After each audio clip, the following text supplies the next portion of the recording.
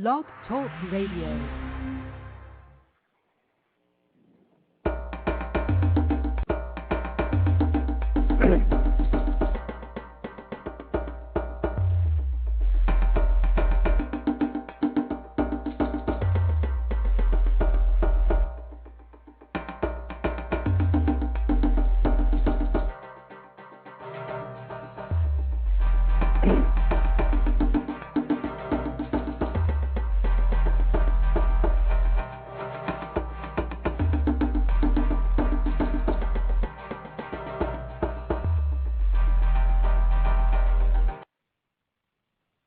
Hello and blessings. You're on the air with Awakenings.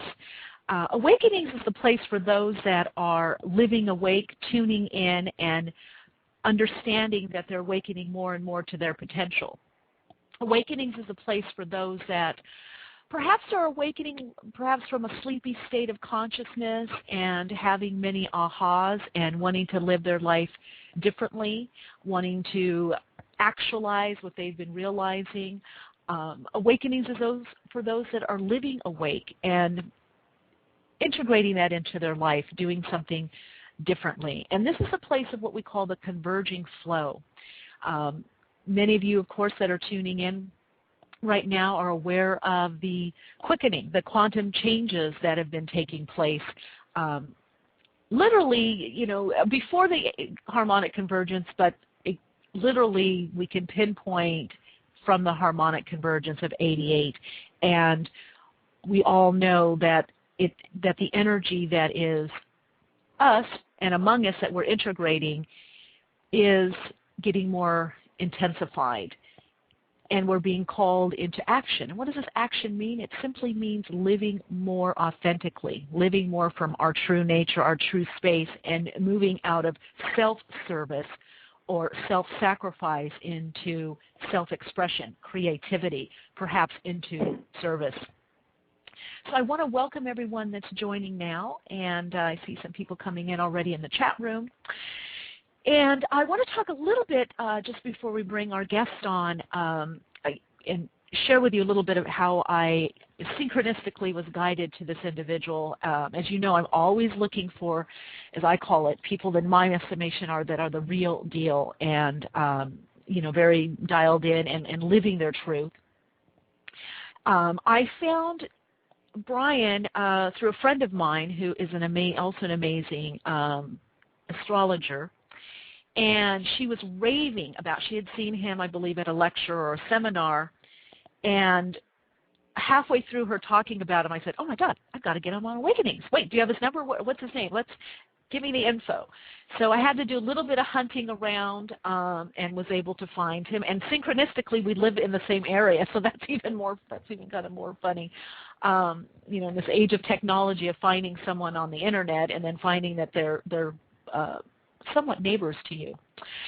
Anyway, so we're going to be dialoguing and discussing the patterns that are happening right now and the changes that are coming up with Pluto and Capricorn, and I want to say and beyond, because Brian Evis is our guest, and he is an astrologer but also a pattern observer. And in his own words, when you can see your own big picture, when you can handle anything with ease and comfort and be in a divine flow. He has a background in Chinese astrology, numerology, and Western astrology, and he uses the universal energies and astrology to see how they're expressed, how they change relationships, as well as what is going on individually and collectively. So with that, I want to give a warm welcome to Brian Evis. Hi, Brian. Hi, Michelle. Thank you for having me on. Oh, I am just so excited that you were able to take the time and do this. It's an interesting hour because Mercury is just going direct at the moment as we speak. It'll be direct 107. It's been retrograde for the last 21 days or so. So when any planet makes a station, it's about 5 times more powerful. So it'll be interesting to see how this goes. Wow. And it's on the midheaven of the chart today, so it's really good. Wow. Interesting that, and as you as a guest and the synchronistic way that we connected, That's pretty powerful. So things are going to move hopefully more smoothly now with Mercury direct. Because for those of you, some people, well, there's a lot of astrologers that are listening that are on the chat room and on the line. But for those that aren't, can you just give a little blurb or a little overview with what happens when Mercury is retrograde? Oh, well, it depends. For example, I'm a personal reader, basically, so it depends on what house it falls in your chart. And a house is what area that it affects. But Mercury retrograde in general, and it's in air for this year and throughout 2009, and that's different. It depends on what element it's in. That's how you interpret it. Okay, so for example, in 2006, 2007, everyone was supposed to become more associated with their right brain function, their spiritual, metaphysical, psychic side, and that was what was going on then. For these 2 years, it's in air, and air rules communication. So, and it's infamous that communications break down on Mercury retrograde. So they certainly did for the last 3 weeks. Yes. But it is changing today, and it changes at 1:07 here on the West Coast in California. Well, good for you, because during the retrograde, I didn't do a mic check on one interview, which is not like me. I didn't. I did a mic check, but some adjustment was off, so I had to readjust during. And then another one, I had the wrong phone number for a guest. And so we were calling her, and then I was getting emails from her. I'm right by my phone. I'm frantically emailing her back, manning the phones, manning the chat room, emailing her back saying, we're calling you right now. Well, that's so typical. Also, people, you'll notice that your friends, their computers have been breaking down. I had one friend whose computer broke down, the car broke down, and his phone broke down the same day. That's all Mercury. Okay. So, anyway, we should get going on what I want to talk about. That's just a thing. Let's jump in. Okay, what I really wanted to talk about today was what you suggested was the big picture, because we're living in really interesting times, aren't we, Michelle? Yeah, we are. What astrology does is it tells us the timing of the universal breath, if you look at from the big picture. And this is what's so important. And, most people, they don't focus on the overall energies. Whether we're having a difficult time, like a lot of people are now, or a great time. It's human nature to focus on whatever little box that we put ourselves in. And we have trouble seeing outside. Oh, I'm broke. Where's my money going to come from? I need to move. How am I going to move? I have no relationship. I hear that all the time. So anyway, this type of negative focus, focusing on the negative attracts more of the same. And you mentioned in the beginning, with personal clients that I read, I make a point to tell them, if you understand your overall picture, you can handle anything that is with ease that kind of comes at you.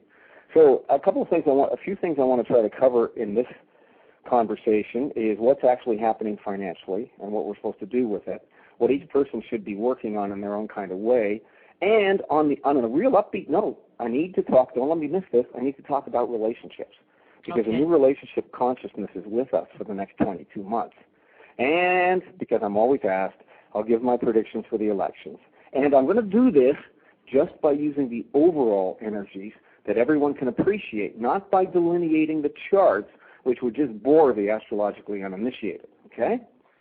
And maybe I can get all the way to the end of the world, December 21st, 2012, the end of the Mayan calendar. And anyway, for those who listen to the end, I'll try to tie all this together. And because most people listening don't know astrology, anytime I use an astrological term, that's what I'm just about to talk about. Also, I do want to confirm that anything I say is my astrological opinion. And there's like thousands of astrologers, and we all have different opinions. Oh, yeah. We know that here. Yeah. I also think it's important as an astrologer to try to stay practical. I've got triple earth in my chart on my major. So anyway, some people go way off esoterically. I don't think this contributes to kind of concrete understanding for clients or for anyone trying to know what's occurring. And there's all sorts of natural laws, like, everything occurs for a reason. But again, that's synchronicity. The overall long-term residents, those close to disaster, they can't see it. And the financial panic of the last few weeks is a blatant example. of those involved. They're kind of plugging into the old, tired financial energy. See, the current financial structure, which has existed for a long time, is based on greed, manipulation, trying to get a lot by contributing nothing. But Pluto, which is absolutely the most powerful at the moment, which Pluto is the planet of death leading to transformation, leading to rebirth, wherever it is in the final painful throes, the last 2 degrees of Sagittarius, which is the sign of freedom through knowledge and understanding. And these are very dangerous degrees. They signal, wake up, there's a rebirth of consciousness. The old system needs to pass away. You need to find new ways of generating resources. So while Pluto is in the 28th degree, which is the worst of all, basically for our lifetime, July 25th to October 22nd, it ends next week, well, we kind of, Michele, we kind of have the pleasure of being students of human nature, doing post-mortem examinations on the body of past attitudes to finances and relationships also on the planet, because that's changing, So it's finance and relationship is what's being affected. Yes. Okay. Yeah. Really, really big. It's all leading up to 2012, actually, in these two areas. I know. I love it. Okay, go on. I can't contain myself. Go ahead, Brian. Okay. All right. People should also be aware now to have gratitude. It's especially some people in New York. Anyway, to have gratitude with what you have, because gratitude is a high vibration, and you'll feel much better yourself when you continue to find little things to be grateful for. Like it's a nice day, or that meal was terrific, or your cat's nice, or something like all the little things. Because life is all little things. It's not having a huge hit in the stock market. And, I just remembered something. Astrologers, we aren't the only one who saw this coming. In the 1983 British comedy Monty Python's The Meaning of Life, I don't know if you've seen this, this calamity was foretold absolutely precipitously. In the movie, I'm trying to think of the name of the company. The Crimson Permanent Assurance Company fell like AIG and all the other American banks that went under. So the scriptwriter was very prophetic in the bizarre kind of humorous way of Monty Python, if you've ever seen those movies. But people seem to miss the cosmic joke when it happens to them in real life, don't they? Yes, it's not a joke anymore. And, okay, I'd like to kind of re-establish something that you stated in the beginning. I hear people say that time seems to be going faster and faster. Well, also, everybody is saying that's getting older, because part of the universal timing of getting older is when, like, for example, when you're 6, Christmas seems a lifetime away. When you are 60, you feel you've barely taken care of the last Christmas bills, and here's the next one. So I actually disagree with that statement about everything speeding up. So let me tell you why. Yes, 80% of the population in the consensus state, meaning those who are followers, they feel this way. But the 20% in the individuated state, or even the few in the percentage in the spiritual state, think the reverse. Okay? Now, and I'm sure this concerns a lot of your people listening, they feel now that they must wait and be patient. Wait for the job. Wait for the relationship. Wait for health to get better. That you're saying, Brian? Who's feeling this way? That they must wait? These are the individuals in the individuated state, more evolved, more self-aware, and they are waiting. And it seems to be a waiting game for those into self-awareness and self-observation. Probably most of the listeners to your show, Michele. And I could compare their response to that of an impending car crash. Just before a car crash, everything seems to slow down, to go into slow motion. And this is what's happening in the world for those into awareness. It's not speeding up for them, it's the reverse. This is why they can often see so clearly. They're all, in fact, they all just watched a giant car wreck happen. And we are projected towards 2012 this way. And so a lot of people are really astonished. But as you know, there's an 80% herd state, and they just cruise along in panic and anxiety and go into whatever space seems to be inappropriate for the day. But anyway, the aware are not in a panic mode. Most feel that their patience is being tested a little too long. Yes. That's what's happening here. So our choices must be in alignment with the new spiritual energies beginning to impinge on us. And this really began to have impact in September. Okay? In September, we had 3 giant shifts. I might as well just go into these. We had Jupiter and Pluto and Venus and Mars all make a vibrational shift that was really big. Okay? Jupiter, everybody's favorite, the greater benefic.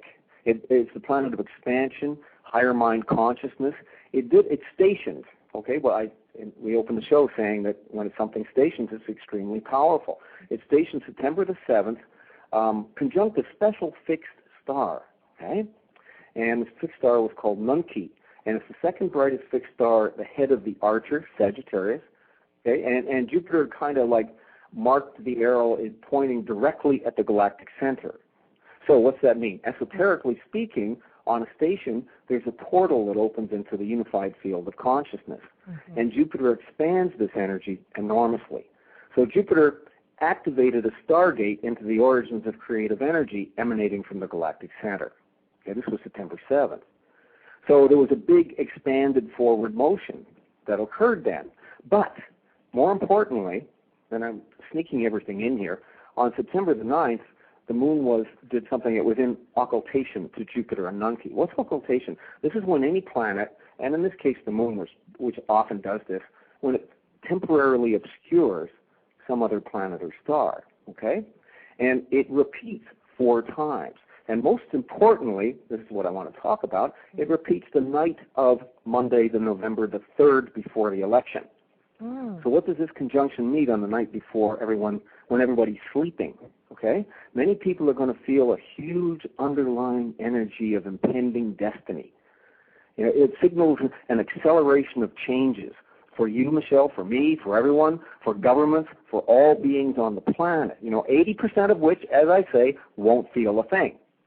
But it's a vibrational shift. It's all about completing and dropping the old and outmoded, as we send old, rigid, fixed, stale energies on the arrow of Nunki into the true galactic center, which actually is a giant black hole. The galactic center is, yeah.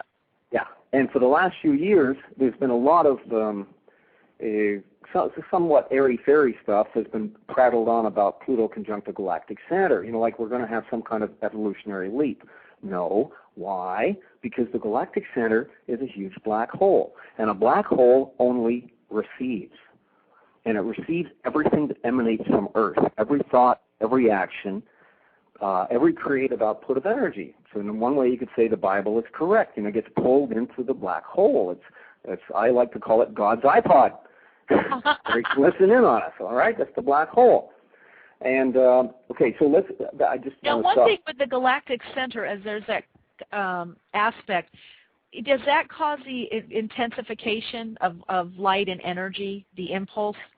Absolutely, especially because Pluto's been conjuncted too. I'm just going to talk about that. I'm trying to not overlap so everybody can follow me. Okay. So I'm just going to do. You're right. I'll just answer it this way. Pluto's in its last run through Sagittarius, and it went direct September 8th. Everything happened in September. That's basically why the old world started to collapse in September. That was the purpose. Anyway, it went direct September 8th, where, to answer your question, conjunct the galactic center. And it should have been a big wow, right? Yeah. No. Pluto direct in Sag, hopefully, if you're aware, finally we're supposed to be learning something. What? Something that started on the full moon of December 20th, 2006. And that full moon is 28 Sag, conjunct the galactic center. Okay, so since July 1995, collectively, we've all had a Sagittarian kind of personality. The whole time Pluto was in Sag. But since December 06, most of us didn't really know what was going on, and through most of 07. This is how everything started to collapse. Nobody knew what they were doing, because during that full moon, Pluto was conjunct the galactic center. So through 2007, and up until now, actually when I say now, up until November 26th this year, many people, they got really depressed. They're still going to be depressed. They're worried about their future. They're worried that they're going to run out of opportunities, that they should hold on to what they had with a grip of steel. And many people, especially this year, have felt a loss of meaning. Mm-hmm. And this started through 2007. And it's only in a shift mode from now till the end of November. Sagittarius, wherever it is in our charts, it's where we want answers. and we want to understand, and we want meaning. But the galactic center, the black hole, the true center, has the power to destroy everything, including meaning. So many people, they're being forced to open up to new meaning in their lives, and this is between September 8th and November 26th. Okay? And this is actually the basis of the hope for the American election in November. And when people go to bed the night before voting day, November 3rd, the moon's going to be in occultation to Nunkia and Jupiter, and as everyone sleeps, the energy emanating subconsciously into their mind is, bring on the change. Okay? So October, this is a pretty intense month, and all sorts of deeply buried issues are going to be brought forward. Much unpleasant and or useless information is going to come up, and all the bickering and petty arguments is going to get out of hand. Watch it for the next 3 weeks. And the last debate is going to fall into this kind of picky level. Okay? Now, still talking about Pluto. For years, Pluto's, I'm just thinking. For years, it's been retrograde in April and goes direct every September. All right? So you're going to find, if you think about it, think back, that every April and every September are the two really key months of building intensity in your life. And this year, Pluto stopped in the sky both April the 3rd and September the 8th. And when it stops, all your issues start to come up. It is the planet of transformation, and Pluto is about internally purifying yourself. And it's the planet of death. So Pluto says that every time it stops in the sky, an issue in your life must die. You must let go of something. But that's hard for people. One of the hardest things people have to do is let go. So April and September, they're very intense transformational times. In fact, next year it's April 5th and September 12th, 09. But this year is even more intense for everyone because this is the final clearing of the Sagittarius energy that began when Pluto entered in July 95. So this final retrograde period, June 14th to November 26th time, is very rough on all the signs. It's rough on all of us. You got to remember, too, that Pluto is also associated with events over which we seem to have no conscious control. Politely, stuff happens with Pluto, especially in the 28th degree. Why the 28th? Well, in a European astrologer, through extensive research, they found out that the 28th degree of a sign is usually the most difficult one, not the last degree. I could explain that more, but that's all you need to know. There's always a paradox involving the last degrees. You know, they can be both punishing as well as spiritually rewarding because we all now have within us the whole experience of Pluto and Sagittarius. And the last degrees carry the possibility to purify the soul, leading to the new life experience of becoming Pluto and Capricorn on November 27. But first, everyone must face everything that rises up from the unconscious in order to clear it. And I'm just thinking, this is a good space to, why not just for 15 minutes or so, run through each sign for everybody, what Pluto's doing to them.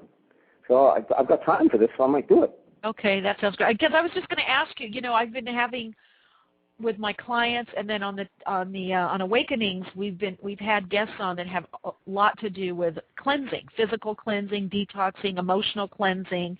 So part of what I'm hearing you say, Brian, is that's part of this Pluto aspect, or can be, as a form of cleansing or clearing, purifying. Obviously on different levels, but it seems to be right now a lot of people around me actually doing detoxes, fasts, cleanses, emotionally cleansing, getting more body work, more healing work, cleansing people out of their life, certain people that aren't resonating anymore. So would that be part of the effect of this that you're talking about? Yeah, absolutely. But it's not just physical cleansing. There has to be a financial cleansing for some people. Yeah, emotional, mental, material, physical. All of it. And that's what I thought I'd just go into because it's different for everybody. And it's really quite rough because it's the end of toleration for most energies, for most people. But I'll just start with there. I'll just do a minute or two on each one. Okay, that'd be great. And when I say Aries, I'm talking about Aries or Aries rising. If you know your rising sign, it's like more important.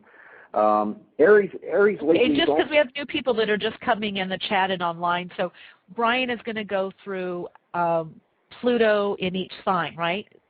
Yeah, no, I'm doing Pluto at the end of Sagittarius till November 26th, and how rough it is, how it's been affecting everybody since June, basically this year. Okay. That's what I want to do. Okay. And Aries, if you're in Aries, it's all about ending a really bad job or a really rugged career situation. You know, most Aries, I'm sorry, I shouldn't say most, a lot of them, you know, can even have been fired by now. If that hasn't already happened, you know, it will happen. Pluto just wants you to cut ties with the past. You know, you've been suffering in that job way too long. And money and debt and taxes or even legal matters, you've got to try to get this as clear as you can before November 27. Pluto represents power. It's your personal power. And you are a fire sign, and it's still in fire, okay? So this year you have the power to make a career or job change. You're supposed to go for it, especially if that's what Saturn's telling you that you need. But for now, it's a time for a final letting go of any kind of old, outmoded, self-limiting ways of thinking, especially to do with work that you feel limits your individuality. And you said something funny, Michele, in the beginning. I'm going to repeat it. Aries could have an aha moment. Okay. during the last week of October, or around November the 1st. And this for all of you who have resisted to this point, this is your end of toleration. This is when you decide you've had enough, and this leads to the November shift in your work or career. Aries is going to get, if you haven't, you'll get a really good job in November, okay, leading into December. Tauruses, oh, gee, I got so many Taurus friends, and they are so bad. They're so misbehaving. Nobody clings. I have a Taurus brother. So. Yeah, well, they hold on way past the point of holding on, okay? Now, since 1995, Taurus is listening to me, Pluto's been in a really difficult, frustrating one-step forward, two-step back energy to how you express your will and your consciousness. And this has been especially difficult with all your relationships and with all shared resource situations, money, etc., including your domestic life, money in all forms. So if you've not already done so, you've got to finally let go of all the negative relationship situations. You must just get out of it that have built up in your life and that you've held on to for far too long. You know, and Taurus will hold on for a financial outcome, not a real good reason. It's also kind of a mistake because it's not going to happen. And let go of whatever complex financial thing that you keep expecting to come through. It isn't going to come through, so let it go. So Taurus really needs to kind of cut their losses. You know, you've waited too long. Pluto in Capricorn, though, it's Earth. Taurus is Earth. For the next 16 years, from November 27th to 2024, will elementally trine all Taurus energy in your chart. So your inner strength is going to really grow, and your determination will grow, and your self-confidence will begin to replace the intensity that you now project that is now so strong in you since for the last 13 years. Okay? Pluto, Gemini, I'm just thinking. Gemini, okay, it's since 1995 for a Gemini, it's been way too emotional. It's been way more emotional than you like it to be. You prefer intellectual challenges. And I used an expression that Geminis are kind of on a roll. You probably left your marriage partner or bad relationship during the last few years. Hopefully, if you have not done this, you will do it in October. It's been really bad since 2005.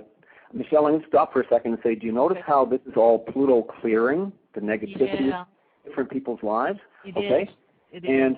Or what's stopping them or blocking them, or what seems to be blocking them, right? And they've got to let it go because they're going to be hammered by these categories if they don't. And Gemini, you might have ended some rip-off business associations too. What Pluto is now demanding is that unresolved issues concerning relationships. Either you decide to resolve them, or you decide that you can no longer continue at that level.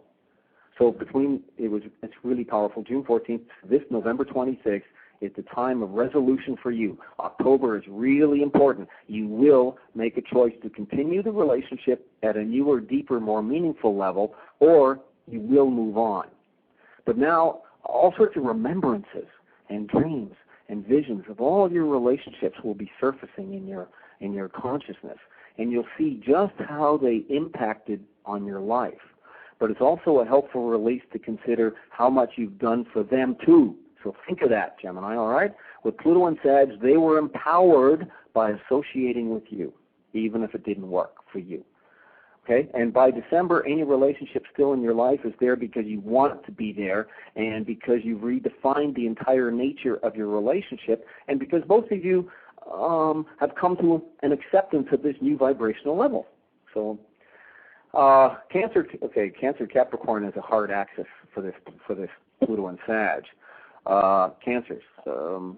I'm going to just say, many Cancers, and it's been really bad since 2005 for them. They've had some life-threatening situation come up for them, and if it wasn't to them, it involves someone really close to them, especially a family member, okay, an elderly parent or a husband or something like that.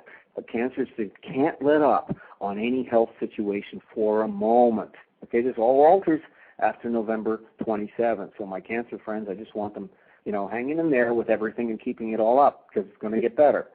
Cancer's also in a closing phase of dealing with difficult people at their work. Okay? Now, it's interesting. June 13th, November 26th, this is the period, 14th to the 26th, I'm sorry. Cancers you might feel that you're pushed beyond your endurance. And what just came to mind, Arnold Schwarzenegger, Cancer rising, right? And he stayed here. He preferred to do battle trying to push that California budget through rather than go to the convention and show off like the Leo he is. He'd have much rather have done that. But the Cancers, they're really into this. And so he feels like all Cancers really, really, really pushed to the limit. It feels, I'll tell you, for Cancer, it is life or death to them. And your Cancers, your patience are being tested, your stamina is tested. So you have to stand back and you have to try to see the health or the work stress situation objectively and get as much help as you can for whatever, okay? After November 20, Cancer is going to love this when it goes into Capricorn, because what's going to happen for the next 16 years is you're going to discover much, much more about yourself reflected in your partner. Okay? And by the way, all single Cancers listening, you're going to attract an all-consuming romance into your life really soon. It could be as early as Christmas, but I kind of see it like spring 2009. Okay? So that's for you guys. Leos, oh boy. Don't forget, Bill Clinton was a Leo, all right? Since 1995, the romance the world is having with you is on its last legs. Obama he's a Leo. He's so lucky that Pluto is in Sagittarius for the election, but it's leaving on November 26th. Wow. And that's it with the adoration. Okay? Really? So, wow. Yeah, he's going to have to get really, really real, because no more adoration. And since 1995, Leos have acted up and they've partied and carried on. It's coming to an end. And there's going to be a lot of Leos out there paying child support payments long after Pluto's left Sagittarius, never letting them forget that they kind of overplayed their cards a little bit. Anyway, till November 26th, it's in a trine aspect to Leo.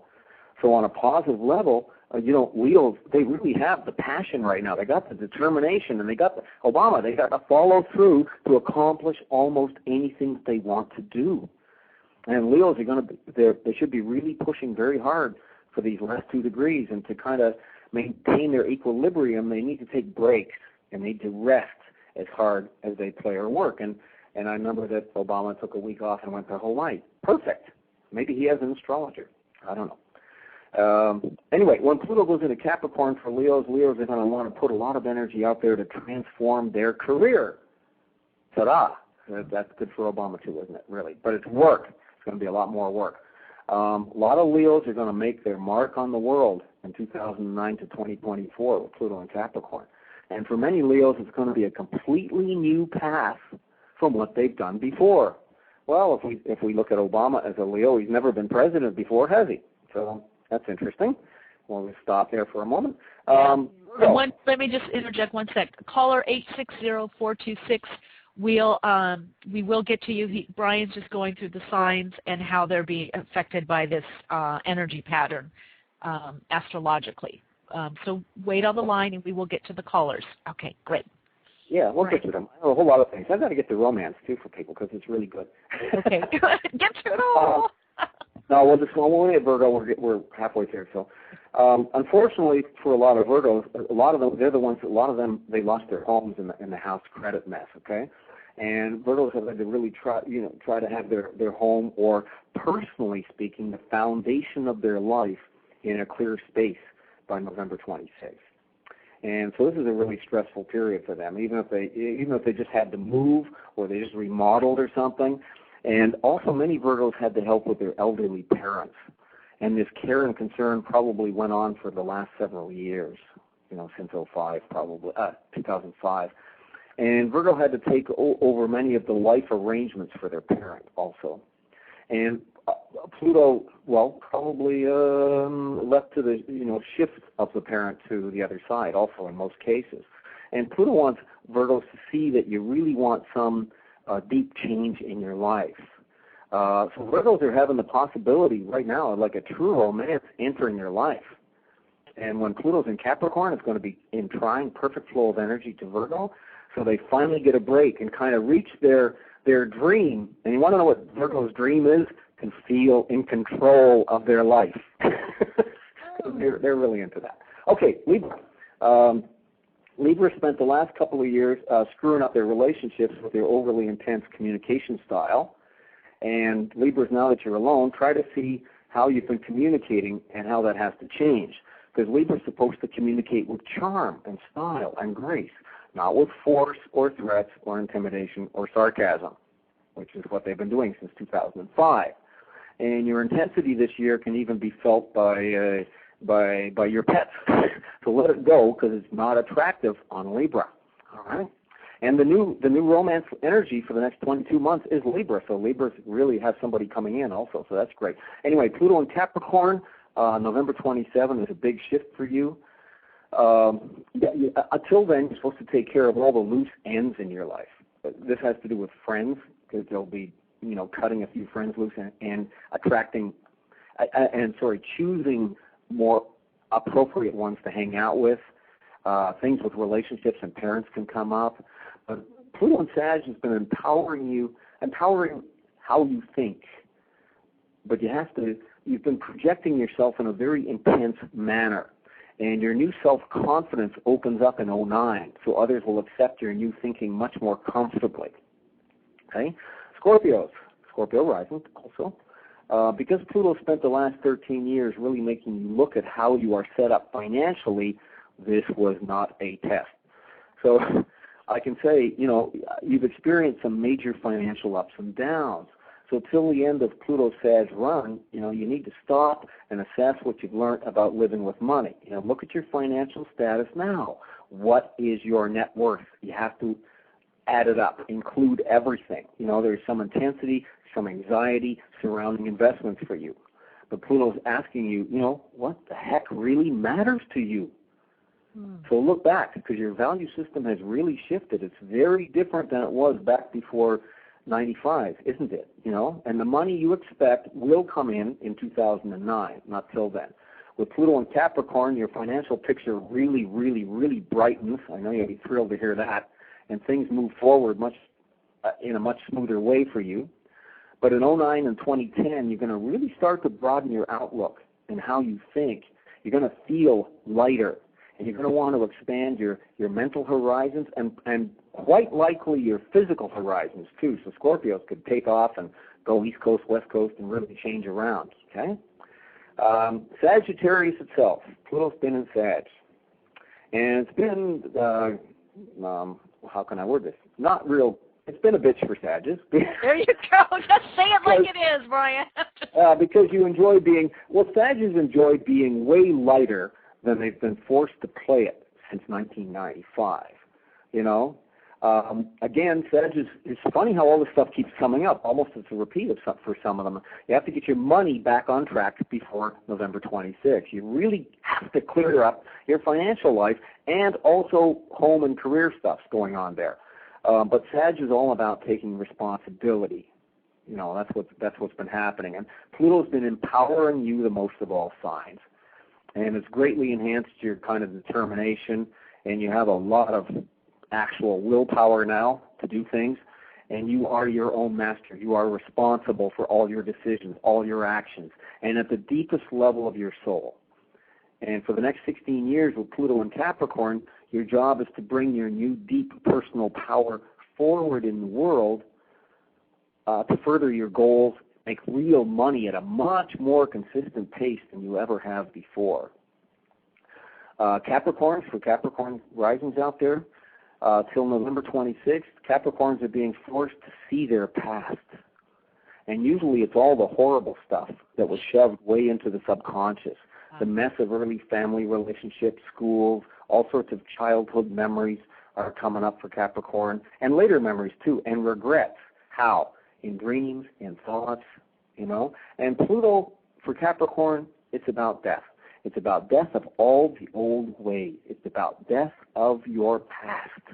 And you have to look at everything that surfaces. Whatever comes up, no matter how nasty, you take a last hard look at it, and then if it's somebody, then you bless that person and you let them go. And Capricorn has to let it all go, or you will get sick yourself holding it in. In fact, for Capricorns, actually, literally, someone can actually leave the planet around you, you know, before November 26th. Positively, your subconscious will begin to release different new images that may point you in some new direction. So be aware of this and write down your dreams. It's Capricorns who are next to move into an intense charismatic increase in personal power when Pluto goes into Capricorn. They'll be accomplishing a lot in the next 16 years. Aquarians, Sarah Palin's an Aquarius, isn't she? So anyway, this year for Aquarians, they're laying the groundwork. They're trying to set out on some new personal journey to realize their dreams. And Aquarians have been on a long upward spiral for the last 13 years. And they've been building powerful connections and influential friends who are basically all on their side and support them. And so if you're an Aquarius rising, and you're involved in a club or an organization or a group or something like that this year, you could be elected to a top leadership position in that group before November 26th, or you may be helping others get organized to support some humanitarian cause. This last 5 months till November 26th, for you guys, it's about reassessing your dreams and goals in life. And some Aquarians could move or relocate, so they may have to say goodbye to some old friend or some group that they must move on from. And also, okay, this is like a hint about Sarah Palin, some will have to let go of a dream because of destiny or timing. It just isn't going to happen yet. Pluto, when it goes into Capricorn for Aquarius, it's all about upgrading yourself, you know, self-renewal from within. Michele, you were talking about purification. The Aquarians are really into it at the moment. Well, that's one of my clients. She's doing this major cleanse. It's like she's Aquarian, by the way. Yes, yeah, they're really. She's doing. She's in. I'll say it. She's in perfect astrological health, isn't she? Yeah, exactly. Because she's doing what she's supposed to be doing. Pluto in Capricorn after the 27th of November is going to let all Aquarians know in no uncertain terms the power that you hold, and exactly also what holds you back. You know, and your intuition is going to be the best it's ever been for the next 16 years. So you really, really have to listen to it. It's really important for everybody to listen to their intuition, but Aquarius so often is so in their head that they have trouble getting into that aspect of themselves. Anyway, Pluto prompts Aquarians to kind of take action to resolve any issues that prevent you from maximizing your potential. Okay. Last sign, Pisces. How come Pisces just last all the time? Anyway, Pisces, they don't really like to work as hard as they've had to work. Pisces has really had to work since 1995. I'm like forcing this out of me here. They couldn't let up, right, you guys, Pisces, or the money stopped flowing in, right? But you got to stop and think about how your career has evolved. Appreciate how far you've come. And till November 26th, watch for power plays at work. Expect some tension with supervisors, coworkers, all this kind of nonsense.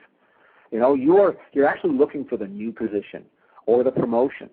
Okay, so some Pisces have to let go of the fantasy of status that they have in their heads for themselves. And if the job is wrong for you, it's going to end somehow, or you'll get fired, because it's not the right one for you. So Pisces are really tired, and they're waiting for easier times after November 26th, which you're going to get because you're going to get a sextile from Pluto for 16 years. Sextile is the word for opportunity. Okay? So you want to begin to let go of the intensity and continuous effort by the end of November and chasing the money that you want to gather. It's going to come much easier. So Pisces, you're really going to like the new, steady, more relaxed feeling you get after Pluto goes into Capricorn, especially throughout 2009. Really good year for you. Well, I'm speaking in general, of course.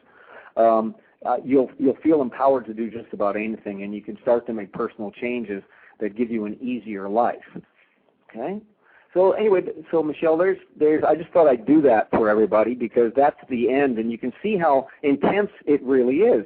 And some people it's financial, some people it's home, a lot are it's relationships, and I should have asked you what your sign was. That's great. That is. It's a secret. I'm sorry. Always, yeah. Well, I have some Scorpio in my chart, so I have my little occultist metaphysician, but also my little secret. Okay, it's all right. I love Scorpio. Well, no, I'm not Scorpio, but I have. Oh, you got that energy. Yeah, I've got that energy. And everybody thinks I'm Sag because I got Mars conjunct Mercury in Sagittarius, so that's what you're listening to. The lightness. So what's actually? I'm just going to concise. What's actually going on now is a vibration of change. But people, Michele, they don't like change, do they? It has to be forced on most people. So this is why it's gotten extremely chaotic. But as you know, the Tao teaches that there must be chaos before order. Yes. You have to have chaos. Chaos is what creates things. It creates order. Because if we live without chaos, we live in the same order and never grow. So we're in a time of growth, of spiraling upward. And this is how we grow on this planet. Everything on this planet is a spiral. DNA is a spiral. The string theory is a spiral. So the market is swinging. Let's go on to some predictions for you. Market swinging absolutely wildly. Yeah. And it always drops even more with Venus, which is the planet of money, in Scorpio every year. And it made it worse this year because Venus was in Scorpio September 25th to October 18th, and that's the worst. The market does it gentles down a bit after October 22nd, but it doesn't end. Okay, don't think it ends. Election week, it's extremely volatile every election week, and it's very confused for the first 3 weeks of November. And also, I'm going to make a statement here. It's also not, the market's also probably not going to be very good the second week of December, because the second week of December is regret week after the elections. So everybody's going to be sitting and thinking in the second week of December, oh my God, I can't believe I elected that guy in. And it doesn't matter who it is, that's going to be the thought. Okay? Kind of like, is it a buyer's remorse thing? Yep. Kind of? Yeah, buyer's remorse, second week of December. And we have the North Nodes in Aquarius. Okay, I'll just say some serious stuff here. The U.S. economy always has a bad reaction to the North Node in Aquarius. So the market is down till August 2009. Then, as proven through history, like 1929, 1873, hard aspects between the outer planets is a huge downturn. And we're going to have a Saturn opposition Uranus square Pluto, October 2009 to August 2010. That is the real bad time. And also, I think July 2011 is really bizarre, because Uranus is in Aries square Pluto and Capricorn. How bad can that be? Capricorn rules big business and banks. So that's, and Aries is screw you, let's do it differently. Let's do it this way. So anyway, the market begins to actually heal and rise for real, as opposed to yesterday where it went up 1,000 points or something, after August 2010. It actually kind of really mellows out. Okay, I'm going to hold you on that because we've got callers, but I do want to tap back into the finance and the 2012 or 2010, 2012. But yeah, and I haven't done the elections for you yet either. Yeah, so let's just see who is on the air. Hi, 860-426. You're on the air with Awakenings and astrologer Brian Evis. Did you have a question or a comment? Yeah, hi. You have to excuse my voice. I'm a little sick. Okay. Hi. Well, what's your name? Veronica. Hi, Veronica. I'm from Connecticut. I was just wondering, he sees a particular cycle for me. I'm a Leo. Does he need my date of birth? Let's see. I think did you listen? We're not doing personal readings, are we? Oh. Because I'm trying to do international big things. Yeah. Were you listening, Veronica? Because he touched on Leo in regards to this. Veronica, you have Cancer in the 12th house. I mean, in your solar chart of Leo. All right, and that's all about healing at the moment. So you are really in a healing mode till November. Till you should try to transform yourself incredibly by, this should be your motivation till November 26th. Seriously, so that you're completely well in all ways. Okay. All right, thank you. You're so welcome. Thanks for calling in. Keep listening. I forgot people would probably call in with their own questions. Blessing. Excuse me. One more. Let's see. We've got... Hi, 973-377. You're on the air with Awakenings and Brian Evis. Did you have a... Hello? 973-377. You're on the air with Awakenings. Okay, well, they might be listening. Some people call in to listen. Okay. Because they might be in their car or in their office. Okay, great. So I'm assuming that they're just listening. Why don't I just go on with a whole bunch of stuff, and then they can talk about what they want to talk about. Okay, sounds great. I wanted to mention the housing market because I get asked that all the time. It bottoms next year. It begins a slow return after September 09. So it's actually a buy time for a house. If we could afford it, we'd be all out buying houses, as everybody kind of knows. But it even bottoms, it gets lower even next year, but it rises after September 09. And right now, Jupiter is in Capricorn until January the 5th, 09. And Jupiter is the planet of healing, and Capricorn is big business and the government. This is why healing of big business by the government is, did you notice it was an immediate priority? It was so fast that they got into it. Anyway, I wanted to if you don't mind, I'd like to talk esoterically for a moment. Absolutely. We love that. Okay, this year we've entered a time when our materiality is dissolving. Because a year ago it would have been unthinkable that Bear Stearns or Merrill Lynch or Lehman Brothers would have vanished, you know. And one of the energies that's cosmically coming into the earth plane right now is fear. And you can read it and you can feel it and you can see it on TV. And we're in a time where we've started to have a lot of material crisis on the earth in the form of banks and institutions and money, and we all know that it's unstable. Now, it doesn't mean that it's going to do anything bad and that you're going to lose anything. This is not about losing anything. It's about living in a time where things are going to be unstable, where your values are going to be challenged at a level that they haven't been challenged at for maybe 40 years, and where things that you depend on might not be available to you. And we all need to find other ways to be in charge of our life, okay? And we have this Pluto and Sag. We've got a Saturn-Uranus opposition, which I will talk about. It's all challenging and intense. And this is causing people to start to panic inside themselves about not being able to live up to their material obligations. You know, the market is down. It's really important when these things happen that you be connected to the realization that money doesn't come from banks, that money doesn't come from loan institutions, money doesn't come from your job. Money comes from spirit. If you're looking at the material sources to provide for you, then you're blocking the energy of where true source and where true energy comes from. And that's really the important thing. So a theme for the next 3 years, because this is building up till the end of 2012, is to look where your resources truly come from. This is actually one of the major factors of the end of the Mayan calendar. Where do our resources come from? Yeah.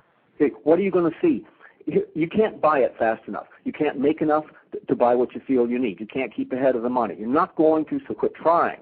We're not going to keep ahead of the money. There's an old saying about following false gods. So the next 3 years is going to hold some difficult times for us financially as a country, as individuals, but it's not difficult bad. It's called difficult change. And there's a big difference leading up to 2012. The big difference, it's all about the way you've acquired what you've got. It's no longer going to work. You're going to have to invest in new things. You're going to have to look at the world from a new perspective. And esoterically, it's all about looking at and manifesting what? Your inner resources. So 2009 is a year to tap into your creative process. You know, and we have a scary start this year because we got the Saturn-Uranus opposition. Uranus, the god of lightning, against Saturn, the god of order. You know, what Uranus is challenging is the planet of order. So this year, and November the 4th too, which I will get to, it says that all the order that you're used to, all the things that you did in your life that were orderly will no longer be orderly. When Saturn and Uranus oppose each other, one of the reasons they bang heads together is to change the reality that is currently existing, to bring in new dynamic information, to help make the world that you live in to be a better place. And this is a good time to show, hey, why don't I just do the elections here? Yeah, yeah.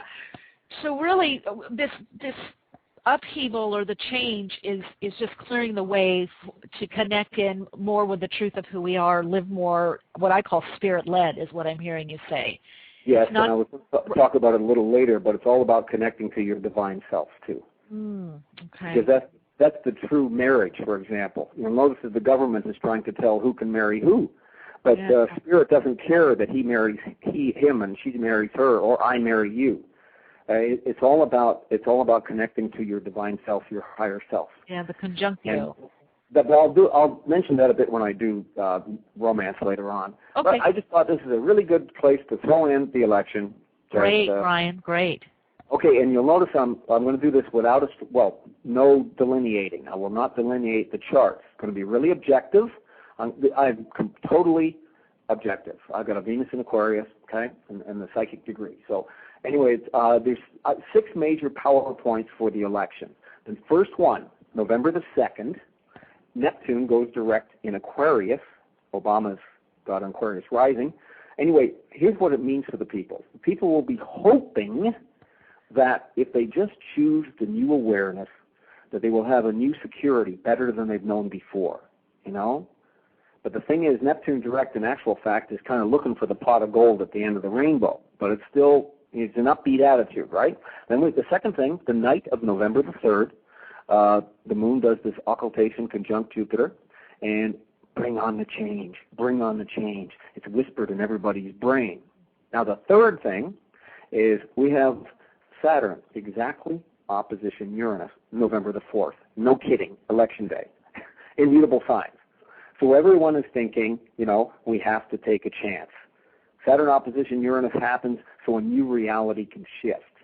And karmically in opposition, the planets, they kind of dare us to change the reality.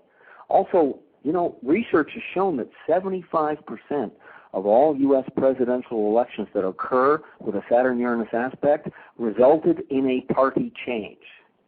So I could bottom line this one point, that McCain has a 1 in 4 chance to win. All right? This is just accurate. This is just a 1 in 4 chance? Yeah, that's it. Okay. And the fourth point, in all Western countries using our calendar, 2008 is a 1 year. A 1 year is a time of new beginnings, a fresh start. Everyone can kind of feel the excitement of a shift, of getting the new started.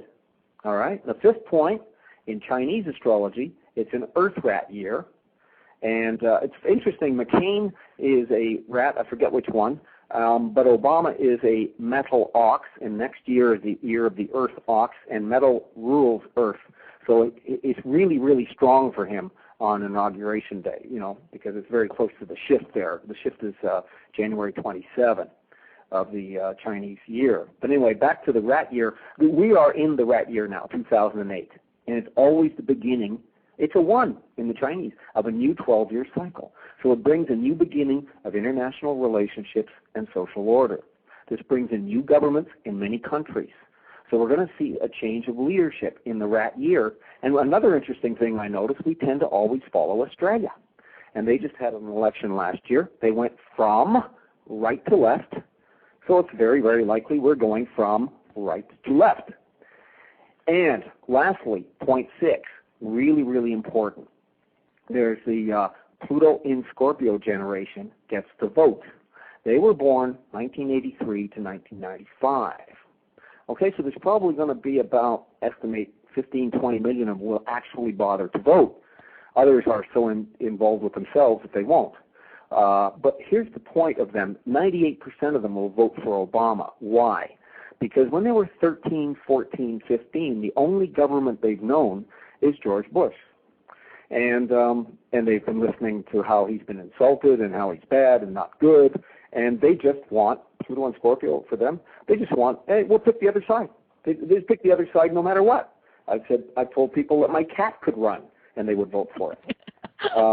Because that's how strong that is. Okay, so it's pretty obvious that without even using the charts. Now, I'm going to do 2 little things for you. I usually like to do the wives charts because they tell me who's moving, but these two people have been rather dishonest. In fact, we only got McCain's chart correct 2 days ago. He was born at 6:25 p.m. This is his actual time. We only just got it. So this is like really annoying. I don't have the wives. Obama's wife is a Capricorn. She's having a great time. She's got a great chart for next year. But here's another little. Why do I look at those? I look to see who's moving to the White House. Well, guess who's really obviously moving? Joe Biden. Joe Biden's got a 19 Virgo midheaven and a 19 Pisces IC. That is the Uranus-Saturn opposition. What does it mean? It means that Uranus is sitting on his house of home, the planet of sudden shocking shifts, sitting on his home. He's the one moving to go live on in the garden of the White House, wherever they put the vice president. So that's rather obvious there. I can also say one thing about Sarah Palin's chart, which is actually very good. She's got 5 planets in Aquarius, and she's very authentic. People might not like that. She has no embarrassment about her authenticity, which shows you how strong she is. But she has this double element in her chart where she has to do everything twice and fail at it the first time. So this is what seems to make her really strong. I think she even did the Miss America contest twice, I think. Mm-hmm. I might be wrong, but I think I heard that. But she's due for she's due for a big failure before she has a big success. So if I'm bottom lining this, you can see that my absolute prediction is that it's really obvious that Obama's going to be elected. Now, this is as long as the public understands that he is the change. See? Mm-hmm. Now, it's very interesting because I'm beginning to think that all this time, McCain or perhaps his wife has an astrologer saying, look, it's all about change, and they've been trying desperately to separate themselves from the Republican Party, trying very hard. That's why he picked Sarah Palin. How different can that be? Just hoping, but it's really Obama is the change. And Obama also has a very spiritual chart. I don't think he shows much potential through 2009 because it looks very bad. But he has we have to hope that he keeps his own high road. I can go into it a bit if you like. I got his chart here somewhere. Do you? Yeah. And I keep wondering about him. Is he going to be, able to withstand, he's slipped a little, of kind of, I guess he's a bridger. He's kind of bridging the old paradigm and the new. Even though he's changed, he still has some of the old energy, Remember how I said the next 3 weeks is going to be really rather nasty, full of nasty little comments coming from both sides and everything. No, he's going to make it in. It's going to be a very close election. I know some people think it's really, really tight. It's also very, very strange because we have that Uranus Saturn opposition, and John McCain represents Saturn, he represents Uranus, and we have a VC moon all day back east. VC means the moon has no energy whatsoever. This means that between 8 and 12% of the electoral people who are voting, they're going to go in and they're going to change their mind when they get in there, back and forth. So nobody will really know what they're doing. It's very strange. It goes into an Aquarius moon later in the evening, but it's very tight. It's really closer, a lot closer election. In fact, I think the early returns will show for McCain. And so that's going to scare, well, I don't know. Wait, early signs what? What? Woo! Oh. Let's go back. Early signs of what now for him? Oh, I just think that he will show early signs of returns on election. Oh, okay. Okay, so don't worry. Okay. I know it's in a different. I'm not. It's even if he was in, it's so beyond esoterically what's going to be worked out. Well, it's just to make you feel better. At the moment, I'm running about 100%, and I've been doing all the elections for a long time. So I could be wrong though, because it's the people who feel who is the biggest change, but it's pretty much obvious, and also. The odds are against him just on the technical things that I said to you, like a Saturn-Uranus thing is like that gives Obama a 75% chance right there. Change of party always happens throughout American history on that aspect, and it just that's how it looks anyway to me. So I just thought I'd do that for you. I got a few minutes to talk about romance. Yeah, romance always good. Okay, well, let me do this because a lot of us people don't know how this works. Where will I start? Every 22 months, two of the relationship planets, Venus and Mars, the expression is they do a new dance together. So to an astrologer, a relationship constitutes a 22-month cycle. And we assume in astrology that you can make it through 22 months. If you can do it the right way, then you can make it through 25 of those 22-month cycles and be together for a long time, but you have to know what you're doing. And now, the last cycle began October 24, 2006. It was at 0 Scorpio, ruled by Pluto. So since October 24th, 2006, relationships struggled through Plutonian intensity and all that implies. So it was jealousy, last 22 months possessiveness, and the main thing was issues of control have come up in everyone's relationships, or lack of control. And the sex had to be great, too. So it was so intense that many people even decided, hey, I don't really want to be in a relationship right now. And this was the last 22 months. Oh, when did it change? September 11th, it took a big turn, okay? And anyway, so until this last September 11th, I'm just backgrounding everybody, it was all about freedom. I want you to give me freedom in the relationship, but, excuse me while I try to control every move that you make. That's what went on. And so not only was it a fascinating time for scandals, there were a lot of breakups in the last 22-month period. And I think that Christy Brinkley's divorce was like the ultimate. It was the perfect example of Venus conjunct Mars and Scorpio. She was going to be in control no matter how much he wanted to stay married to her. So it was a breakup over control and sexual issues, Scorpio. Okay? Wow. Yeah. It was fascinating. Amazing. That's just like that so elucidates that. She's not the only one. In fact, I'll be surprised if we don't have two more. I love scandals. In Earth that year we have a lot of scandals. We started with the Republican in the men's bathroom, and then we had John Edwards. And, I've lost track of them. Yeah. And we should have a couple more. They entertain us. Yes, they do. They're so human, isn't it? It's so human. Well, if people misbehaving, it's fun, isn't it? Yeah. And okay, what was everybody supposed to learn? When we have the Venus-Mars conjunction for the last 2 years in Scorpio there, and Pluto in Sag, here's what was really going on. If you were really connected to someone and you loved them, and with Pluto, you really want to see them grow, and you're really into the relationship for the reason that a relationship should be experienced, which is to create a space for your partner to grow in, so that you can love them instead of trying to control them. And that's what that was all about. But a lot of people, failed at that. But that's what the lesson was. Anyway, this ended September 11th last month. So all our relationships entered a new phase. And it's all about a change of relationship consciousness for the next 22 months, and it's about Libra. Okay, so the Venus-Mars new phase went into Libra, ruled by Venus, planet of love this time. Looking forward to this. So anyway, everybody's going to kind of want to start relating closely again. You probably, including everybody listening, probably already noticing this. Everybody's starting to check everybody out, looking around. I mean, the single ones. Well, maybe the ones that are married too. What's that about? Yeah, just kind of. But anyway, they want to get their present relationships into balance, or they will actually end them in Libra too, because Libra is really rough. And it's in the 15th degree, and for the next, that's the phase beginning, which counts. So let me just say what it means. It means about getting your desires met. But this is getting your desires met in a love, romance, and sex, everything kind of way, whatever it is you desire, as opposed to intensity and controlling, which is Scorpio. See, Libra's more finely balanced. So we've all begun a cycle of restructuring our relationships to ourselves and to others. So you're going to see fashions change in the next 22 months.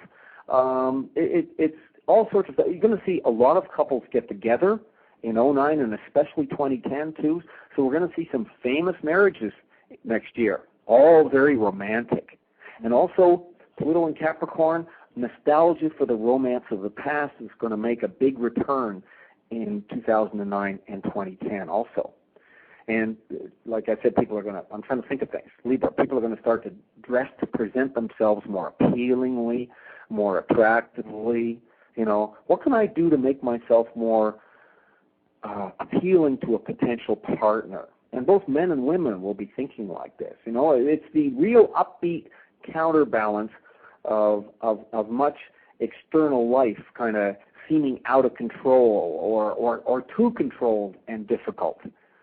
So, and there we are. Do you want to add something here?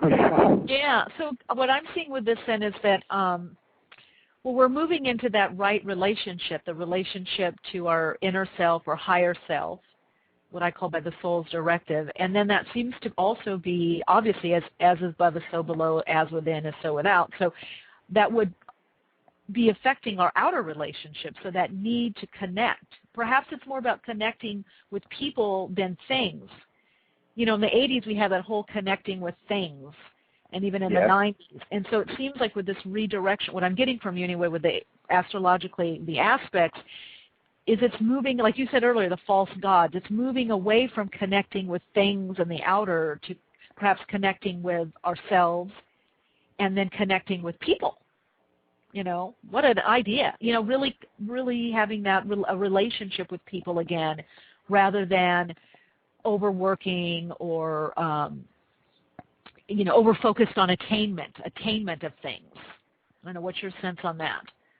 I see. Okay, I see how you want me to take this. Okay, I'll talk metaphysically for a moment about it. Okay. And there's a few things that might be very important next year. And I'm looking between now and like 2012 into 2013, and we're just entered this period, September. And we kind of have to prepare ourselves to go into this cycle, because we've been working on the planet all year in our personal relationships with the galactic center. And the galactic center is a really powerful point in the zodiac. And it's a point that brings in new information, and it's information that we really don't know about. We don't know how to do it. And one of the things that it's doing, which we have to start to integrate in 2009, is asking us a really incredible question, and it's what constitutes a marriage. And as I mentioned, our government has decided to pass a law to tell us what constitutes a marriage. But the government missed something, because what the Galactic Center is asking is not about, like I said, me marrying you, because Spirit doesn't care who you marry. It doesn't bother Spirit. What Spirit is saying by 2012 is that it's time to marry your higher divine self. It's time to form a union with the other part of you that you have been abandoning and ignoring for a long time. And it's found astrologically when we find it in the Galactic Center. And the Galactic Center is a place where a part of you that is known as your greater self resides. And when esoteric or spiritual astrologers talk about overbodies, other parts of you, many people believe there's possibly 12 different layers of who you are that constitute what you are, and that you are only in touch with one of those layers. And that's where your pain, that's where your sorrow, that's where your misery comes from, because you won't let yourself go up into those other bodies to see what's going on.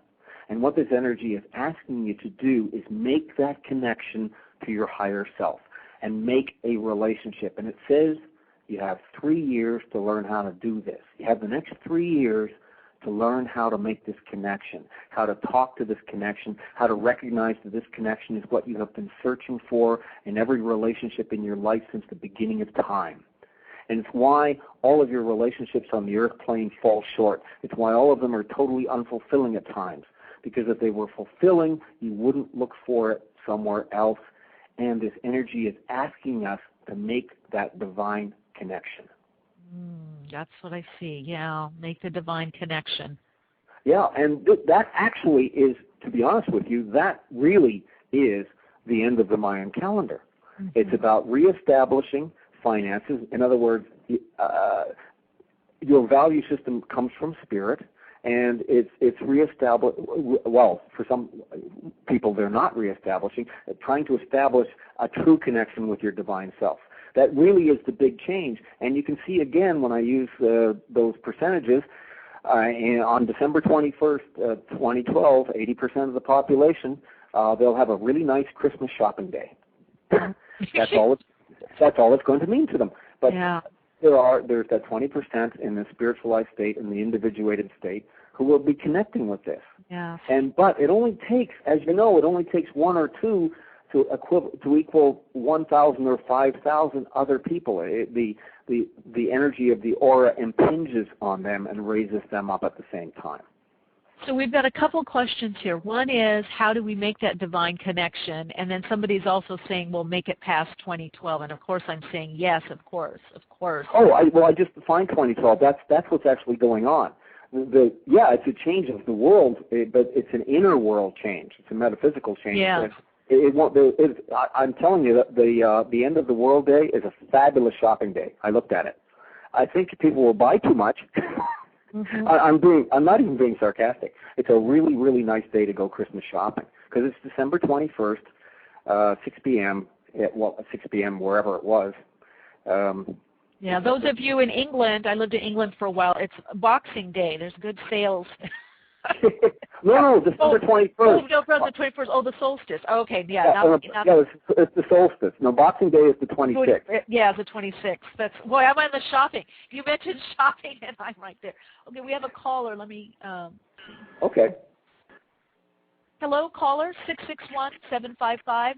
You're on Awakening. Do you have a question or a comment? Yes. Hello, Brian. I've got a question for you. With this, I've noticed that we've got the same basic configurations coming up with the Saturn-Uranus opposition and then the stellium in Aquarius early next year, which is basically the same configurations as we had in the 60s. And I noticed that every time we've had the Saturn-Uranus oppositions, we've had social unrest around the world. What do you think about that? All right, I think it's actually the reverse this time, because I think in the 60s Uranus prevailed. I think this time Saturn prevails, which is trying to establish a new stability and a new foundation, and the people will really want that because everything has become so unstable financially and in their home life.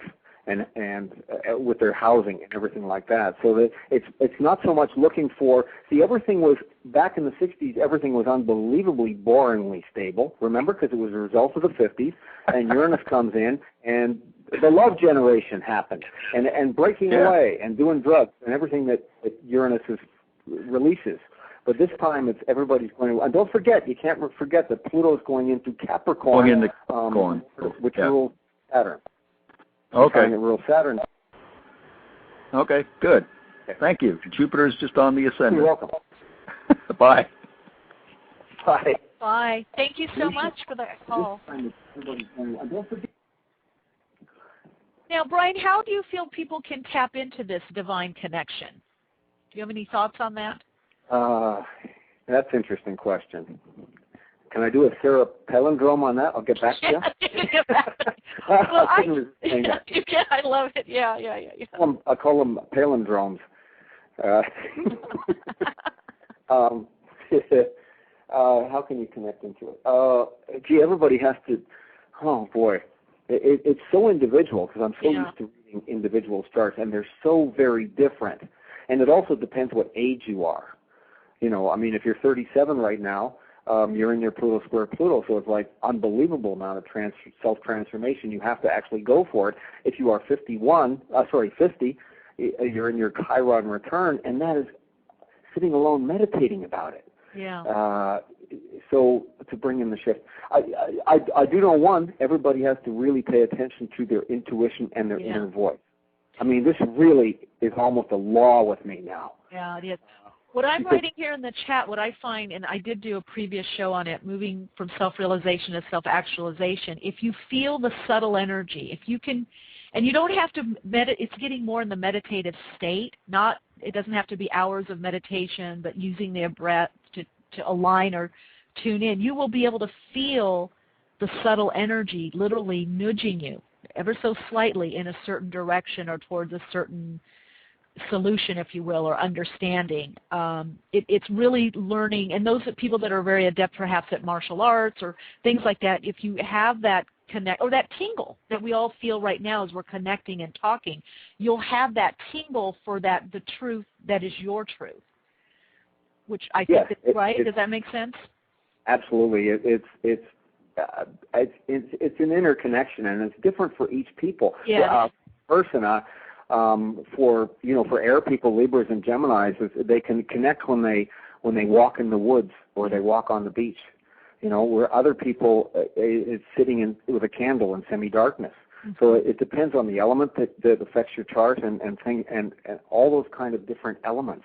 Different ways of tuning in. That's why I like to say the meditative state, not so much meditation, because like what you're saying, Brian, everyone's going to get to that centering point or alignment in different forms, you know. And don't you think we have to release the forms if it has to be this way or that way? It's really whatever works for the individual.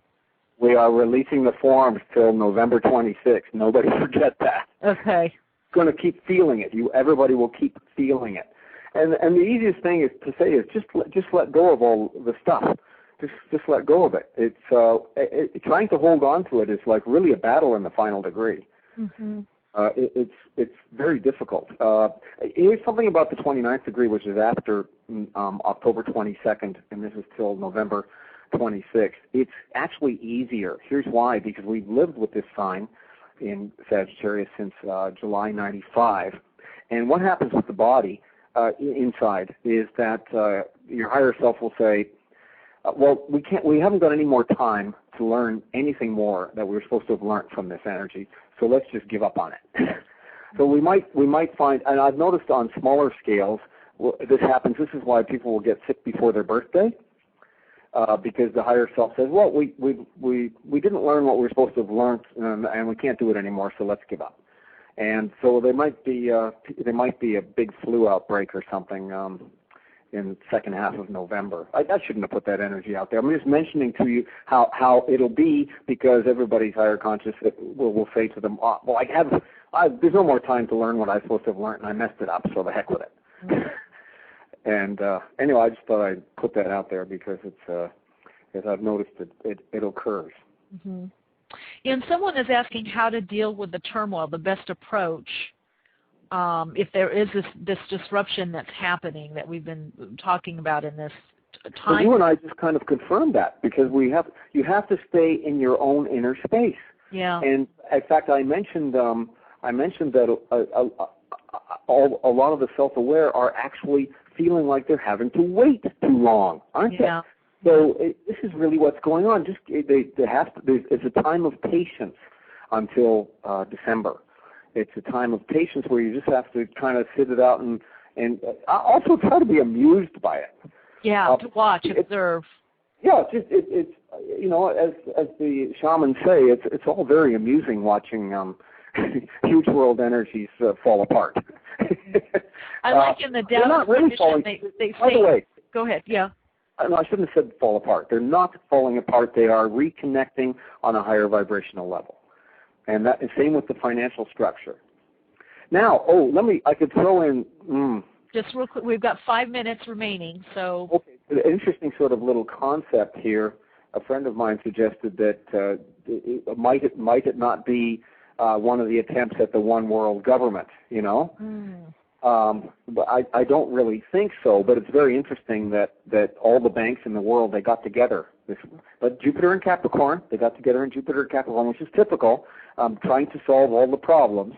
But I really don't think that there's anything in that one world stuff. There's well, we're moving into the energy of the oneness. So however that manifests right in different forms. Yeah, that's different than one government. So I know, but I think that's how those people keep misinterpreting. Exactly. One world is within us. Yeah. And it's different because, I mean, each neighbor can never get along with their other neighbor. It would never work. Not on the planet Earth in this generation that we have. Let's see. We've got one call, quick call in. Let's see if it's... Hello, 321-537. You're on the air with Awakenings. Do you have a question or comment? I have a question I wanted to ask Brian real quickly. I know we're wrapping up the show. Yeah, Brian, we are. I'm a Virgo, and I was told October, this is my month, that things will change, and it will be an indication how my year will be in 2009. And I am doing everything to try to make this a nice, lovely month. And things are happening to me that are beyond my control. So can you give me some advice? Yeah, of course they are, because the Lord of Virgo has been retrograde until 20 minutes ago. For Virgos, seriously, just for a moment, for Virgos, Jim and Mercury retrograde is not very nice. It totally screws everything up. So everything that you're trying to do, just give it a couple more days, and the whole second half of October will be much better for you than the first half. Oh, I'm good. glad to hear that, because I'm doing everything to try to manifest, because I believe in that, the positive thoughts, bringing in positive energy. And it's just things happening to me that... You might have to do more positive thinking. Just positive. Right? You can't really, seriously, for Virgo, you can't really take much action on your job is not to take action on the Mercury retrogrades for you. Your job is to think about what action you want to take after it goes direct, okay? Because it's very strong in your chart, especially if you happen to be a double Virgo or something. Well, I'm sorry I called in so late, because I really wish I could ask you more, but I know you're wrapping up, so...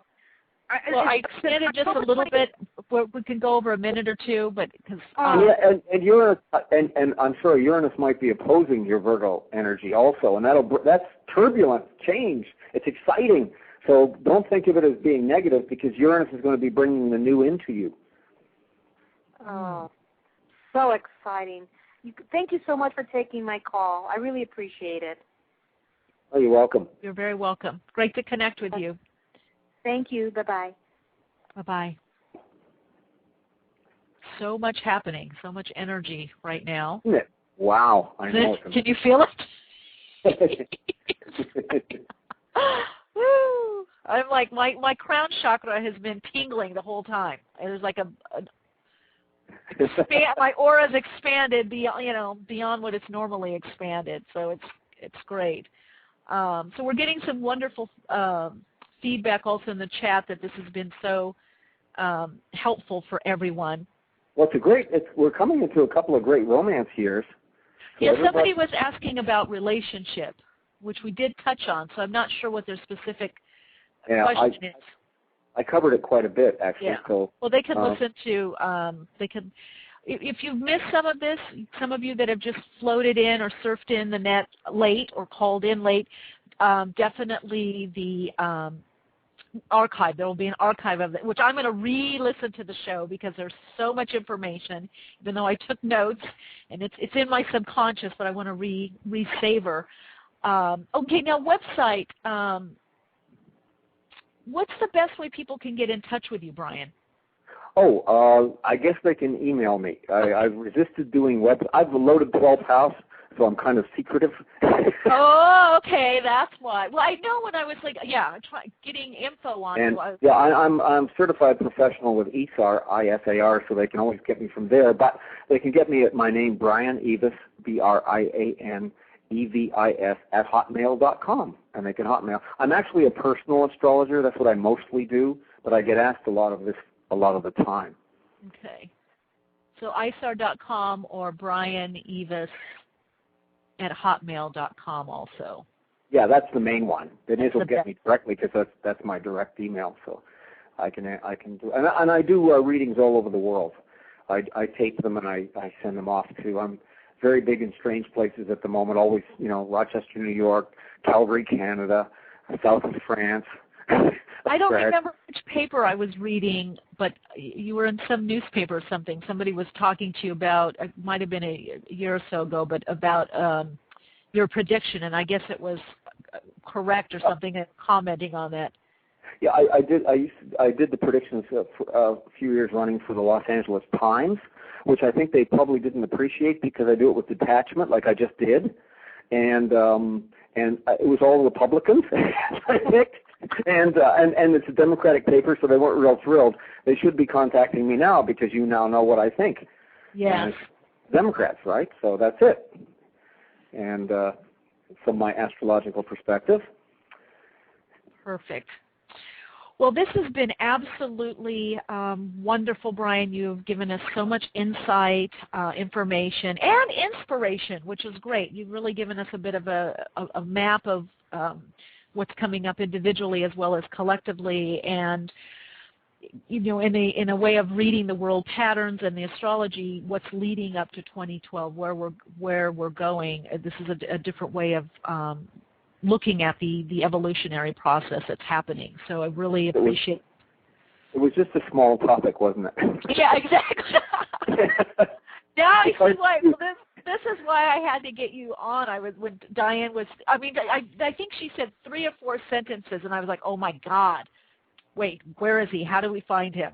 This is just great info and very, very aware, very expanded, and we just really appreciate your energy and what you've brought to Awakenings today. So. Well, thank you, Michelle. I'll have to thank Diane. I don't know who she is, actually. I know. Well, she was in one of your seminars or lectures. I don't know if she actually talked to you. Well, she obviously, happy participant. How's that? That's great. So again, everyone, thank you so much. And as everyone knows, Awakenings airs every Wednesday and Friday, 12 to 1:30 p.m. Pacific time, and then there's a replay on cosmicdimensions.com every Saturday and Sunday, which is also a great station, but it's more a music station. Until next time, keep awake. Lots of love and light.